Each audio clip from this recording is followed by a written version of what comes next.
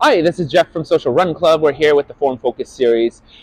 This is a 6-week series where each week we talk about a different mechanism for proper run form. These are mechanisms, so what that means is that they're ways your body moves, and what we want you to do is experience one side of that extreme, the other side of that extreme, and then you're generally going to land somewhere in the middle. The most important thing is that you're learning to listen to your body. Our body sends us a ton of signals, and when you listen to your body, you can start to adjust these mechanisms so that you figure out what works best for your body. This week, we're going to be talking about heel striking versus forefoot striking. I get a lot of questions about this. So we're going to start off by you starting to figure out that sort of experience of how does it feel. So what we want you to do is lean forward, and then when you lean forward, your foot's going to fall in front of you, and that's super important so that you don't fall on your face.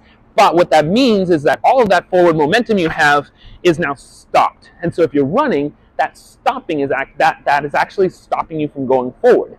But what we want you to do is, so when you lean forward, you're either going to land on your toes, and I want you to notice how that impact runs up your legs. You're going to notice that it's going to activate your forefront, it's going to go up into your knees a little bit,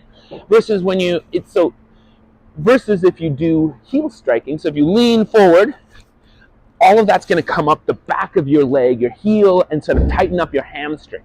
And so sort of what I was alluding to before is that when your foot lands in front of your center of gravity, it actually is like pressing the brake. And so whether you're heel striking or toe striking, there's still impact that's coming up your legs. So the shorter your strides, and this goes back to the stride length video, the less impact there's going to be on your body. And so what we want to do is really figure out a way that we can lean forward and land with our feet under our body rather than running upright and pushing and end up sort of with our feet in front of us.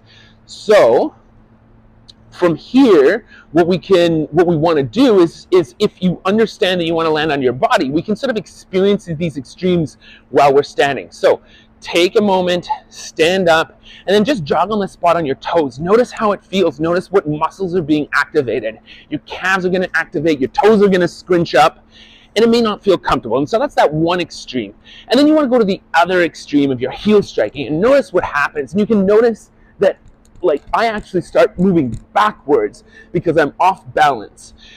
And so those are those two sorts of extremes. And what you want to do is you want to sort of rock back and forth. It's like, notice, okay, that's not comfortable. You can go on your toes, see if that's comfortable. And then you sort of say, okay, what feels good for me?